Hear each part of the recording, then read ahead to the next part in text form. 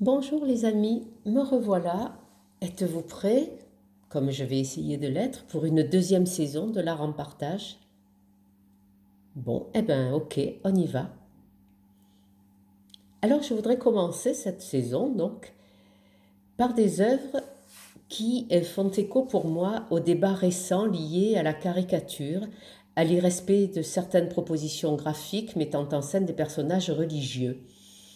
Et je voudrais donc vous présenter des œuvres qui sont maintenant rentrées dans les classiques de l'histoire de l'art, mais qui ont fait scandale à leur époque. Tant il est vrai que les œuvres ne peuvent être comprises qu'intégrées aux faits historiques et sociétaux. Je voudrais donc observer avec vous La mort de la Vierge du Caravage, réalisée en 1605 et conservée au musée du Louvre. Vous pourrez donc aller la voir dès que les choses se seront tassées, on va dire. Cette œuvre a été commandée à Caravage pour la chapelle du juriste Laertio Cherubini dans l'église Santa Maria della Scala in Trastevere à Rome. Le tableau a été refusé par les moines de l'église qui le trouvaient indigne du lieu. Il fut remplacé très vite par une œuvre de même sujet peinte par Carlo Saraceni. Si peu de personnes ont pu contempler le tableau sur l'autel, il fut néanmoins rapidement célèbre car il fut acheté immédiatement pour la galerie du duc de Mantoue par l'intermédiaire de Rubens, son ambassadeur. Celui-ci dut organiser une exposition publique à la demande des artistes dans sa résidence à Rome avant de l'expédier à Mantoue. Le tableau passa ensuite dans la collection de Charles Ier d'Angleterre, puis dans celle de Louis XIV. La vision naturaliste, très réaliste, dénuée de la sacralité habituelle que donne Caravage du thème religieux, provoqua de vives réactions auprès du public contemporain. Caravage a généré de nombreux scandales tant par sa vie mouvementée que par le renouvellement de la représentation des sujets religieux qu'il intègre complètement à la vie quotidienne de son époque. Ce tableau illustre parfaitement la révolution iconographique et formelle que propose Caravage au tournant des XVIe et XVIIe siècles. S'éloignant du courant maniériste précieux et affecté, le peintre inaugure un style franc, ample et énergique. Il s'attache à traduire la réalité des êtres et leurs émotions sans se soucier des conventions liées à la représentation du sacré. Son impact fut considérable sur l'évolution des conceptions picturales du XVIIe siècle, notamment par son traitement de la lumière en clair-obscur qui donnera naissance à un mouvement pictural appelé caravagisme. Ce tableau, qui aujourd'hui ne choque plus grand monde, voire personne, a fait scandale et nous allons voir pourquoi. Déjà, la comparaison avec le tableau de Saraceni qui le remplacera dans l'église, je vais vous le montrer, voilà, nous donne des indications sur l'aspect non conventionnel de la représentation du Caravage. Vous voyez qu'ici, Marie a l'air dans une attente très calme, elle n'a pas du tout l'air de mourir en fait, alors que dans celle de Caravage, nous allons voir que la mort est vraiment présente, et même le personnage principal. Précisons que le récit de la mort de la Vierge ne repose sur aucune base scripturaire. Il est fondé sur des écrits apocryphes comme celui du Pseudo-Jean, 4e, 5e siècle, ou la légende dorée de Jacques Voragine, rédigée en latin entre 1261 et 1266. Voici ce qu'écrit Jacques de Voragine.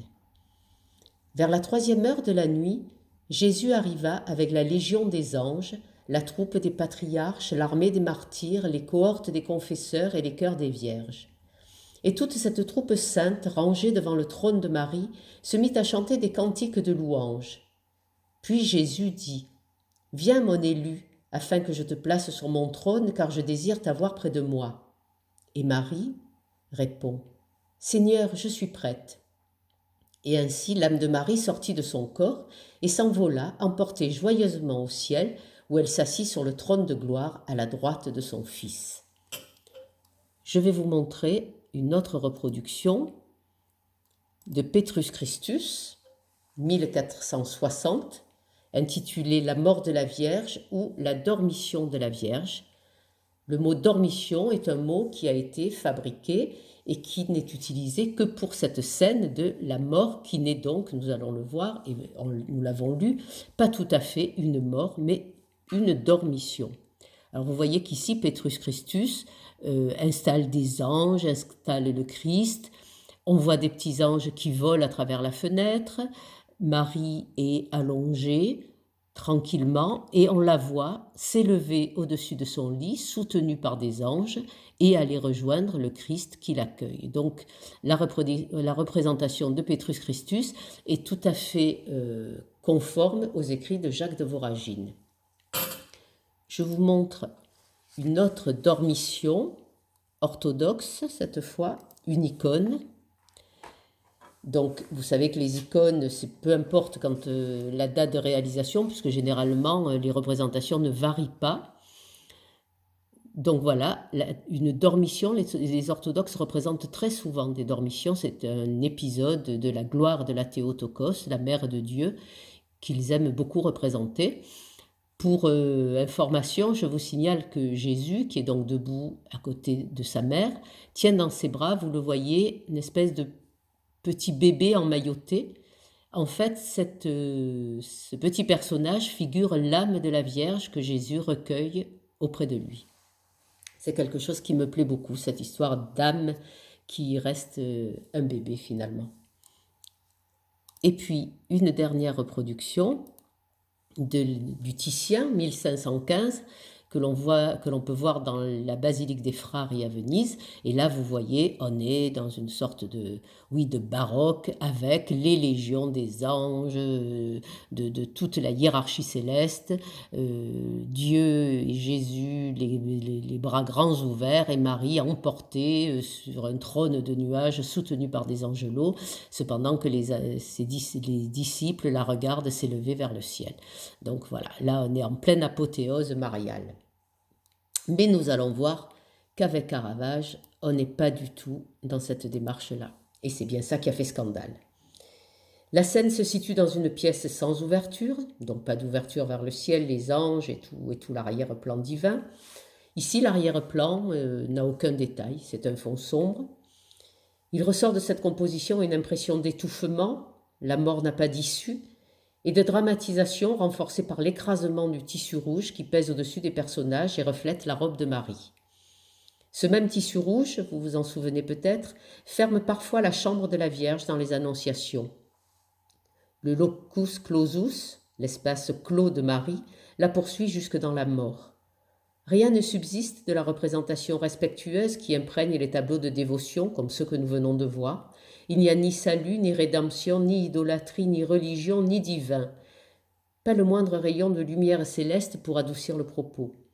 Une femme se meurt, elle est visiblement aimée, et ses compagnons l'assistent dans son dernier souffle et sont dans la peine. Rien de magique, rien de surnaturel, la vie, la mort. La composition s'organise autour de la Vierge, thème central du tableau. La masse compacte de l'assemblée et les attitudes des personnages conduisent notre regard vers le corps abandonné. Mais surtout, il souligne par ce procédé la présence physique de la Vierge, plus éclairée que les autres personnages. La chair est nettement plus blanche, moins colorée, l'expression pâleur mortelle prend donc ici tout son sens. La composition est assez ample, il y a du mouvement, même si les personnages sont pratiquement immobiles. Une diagonale suivant la lumière part de la gauche et descend en passant par les têtes et les mains des derniers compagnons de la Vierge jusqu'au visage de celle-ci. Le regard va ensuite se poser sur sa main avant de terminer son chemin sur la nuque de la femme assise en premier plan qui peut être Marie-Madeleine. Cette technique de clair-obscur avec une source de lumière latérale est typique du Caravage, nous en avons déjà parlé. Marie gît sur une couche simplement vêtue d'une robe rouge, couleur habituelle de sa robe, mais ici, elle n'a plus rien à voir avec la robe au pli somptueux qu'il avait la plupart du temps. La tête est renversée, le bras gauche pendant, les pieds enflés et écartés, donnant de la dépouille mortelle de la Vierge une vision crue et réaliste. Sa main droite occupe dans le tableau un point remarquable, le point d'or. En mesurant le rapport des distances de ce point au côté opposé, aussi bien horizontalement que verticalement, on obtient approximativement 1,618 qui est le nombre d'or.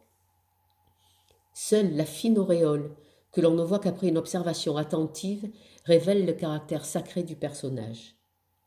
Les apôtres réunis autour d'elle sont peu identifiables, leurs visages sont presque tous perdus dans l'ombre ou cachés par leurs mains. L'homme âgé à gauche pourrait être Saint Pierre et à ses côtés agenouillés, on peut peut-être reconnaître Saint Jean. La femme isolée au premier plan a souvent été identifiée à Marie-Madeleine. Mais peu importe, ils sont simplement des hommes qui ont choisi d'être présents pour accompagner un être aimé et respecté dans ses derniers instants. L'Église n'a jamais imaginé, au sens de mis en image, la mort de Marie. La Théotokos, la mère de Dieu, ne peut pas mourir comme une femme ordinaire. Elle peut s'endormir, sorte de belle au bois dormant, bientôt délivrée par son fils, s'effacer, s'évaporer, s'envoler. Caravage, lui, représente une mort organique, non pas la Vierge morte, mais la mort de la Vierge. C'est donc bien la mort qui est à l'œuvre. On a suspecté Caravage d'avoir utilisé comme modèle une prostituée, peut-être même noyée à cause du gonflement du corps. Cela n'a rien d'étonnant car il avait pour habitude de recruter ses modèles dans les bas quartiers parmi les ivrognes et les femmes de mauvaise vie. Il représente les instants qui suivent le dernier souffle, la trivialité du corps relâché, abandonné dans le spectacle de l'agonie, les pieds nus, sales, dépassant d'une misérable couche, les premiers signes de lividité.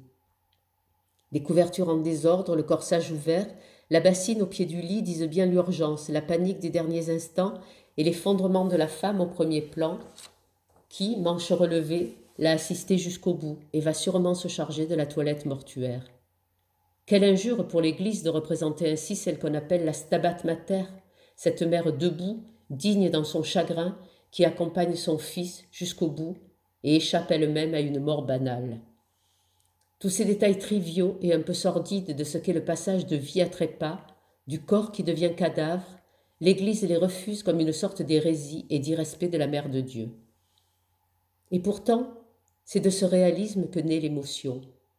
Peut-être parce qu'en rendant son humanité à Marie à travers sa mort, Caravage la rapproche de nous, femme éprouvée par la vie, arrivée au terme de celle-ci avec ses joies et ses douleurs. Caravage fait simplement appel à l'expérience humaine du chagrin et de la perte d'un être aimé, de l'irréversibilité du dernier souffle, de ce passage incompréhensible de vie à trépas. Expérience qui transforme celui qui l'a vécu un jour. Dans ce tableau, le sacré ne vient pas du surnaturel, mais bien de ce qui est au cœur de la nature humaine depuis la nuit des temps. La compassion, l'accompagnement de celui qui quitte la vie, l'interrogation sur la vie et l'après-vie. Alors aujourd'hui, où se pose la question de savoir si l'on peut critiquer, moquer, désacraliser le sacré, n'oublions pas que bien des artistes l'ont fait au cours des siècles et ont ainsi transformé les représentations. Mais je voudrais faire une différence entre la provocation pour la provocation, dans l'idée qu'une sorte d'électrochoc va faire évoluer les mentalités, alors que ça a pourtant souvent l'effet inverse, et des œuvres qui peuvent choquer en leur temps, comme celle que nous venons de voir, mais qui pourtant donnent simplement à voir le ressenti de l'artiste. Ici, Caravage donne simplement son ressenti d'homme, ses souffrances, ses interrogations face à la vie et la mort, et cela choque, à l'époque, parce que ça n'est pas conforme au texte canonique ou apocryphe. L'artiste doit essayer simplement d'être lui-même, et justement, c'est ça qui n'est pas si simple. C'est même le cœur de la liberté créatrice et de la recherche. Il doit essayer de ne pas céder aux sirènes de la célébrité par la provocation. À bientôt les amis, avec une autre œuvre qui a fait son petit scandale aussi.